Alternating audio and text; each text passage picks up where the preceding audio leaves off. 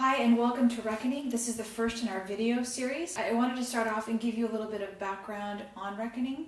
Reckoning was founded in 2008. I had lived here for about 3 years and realized that the job that I had was coming to an end and decided to start my own foundation. Reckoning was founded based on 3 major gaps that I saw happening within the realm of education. And being a former teacher in California, I was well aware of the crisis that I was seeing over there and realized it was also happening here. So the 3 gaps that Reckoning seeks to fill are based on our experience as being teachers and also the trends we're seeing in education. The first one would be a decrease in imagination and curiosity within the classroom. The second would be an increase on the focus on test scores and a knowledge-based education. The third gap we're seeing are schools are being characterized of schools of the haves, which would be upper middle class, and the schools of the have-nots, which would be lower middle class. Because of those gaps, it's actually changing the way that these children are taught. The mission of Reckoning is to facilitate children and young adults into becoming local and global leaders.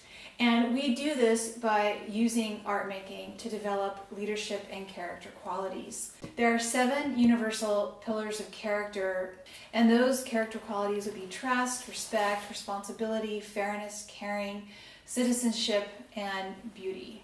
So we use these character pillars as our foundation to develop leadership skills within the children and young adults. And art is the way that we do this. And putting those 3 together, that is what we call the Reckoning approach. Currently we have 3 programs. LEAD is our after-school program, which focuses on elementary age school children. This can be an in-school or after-school program.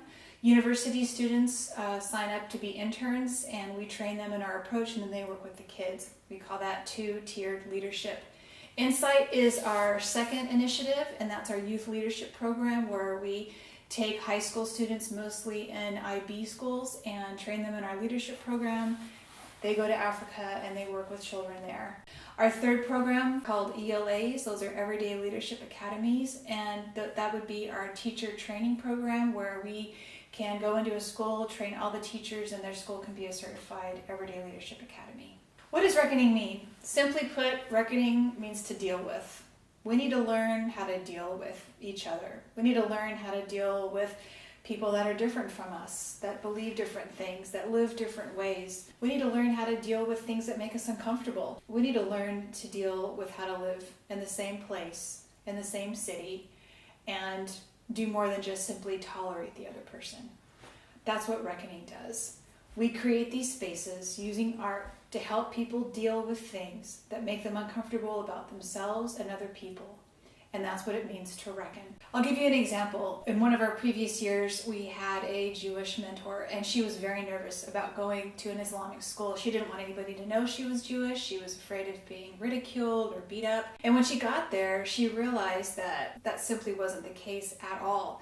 She realized how much more she had in common with the children and the teachers and the parents. There was no need for her to be so fearful. She just had to deal with it. And through that dealing with it, that was her reckoning. She reckoned with that. So just the job in and of itself created a space for her to realign her perspective with someone else's. So what is it going to take for you to work with Reckoning in either a LEAD, an Insight, or an Everyday Leadership Academy? Well, there's a few things that I want to just review with you quickly. One is you need to be teachable. Basically, that means that you're willing to be taught, that you realize there's a lot that you can still learn. The second thing is to be open to new ideas, open to different perspectives, be open to having your own places of reckoning where you need to deal with something that's uncomfortable. The third thing is be prepared to inspire others. You're going to be working with other people, with children, and they need heroes. They need people they can look up to. They need people to inspire them. So be prepared to inspire them and also be prepared to be inspired. And the fourth thing is commitment and dedication. When working with children, if you want to be that person, if you want to have an impact on someone else's life, then you need to come prepared. We're going to do a lot of work on the front end of your planning so that when you are with the children, it will be seamless and it will be enjoyable, and everyone will get the most out of the experience. So I hope you're excited. We're super excited for this next year, and let's get busy.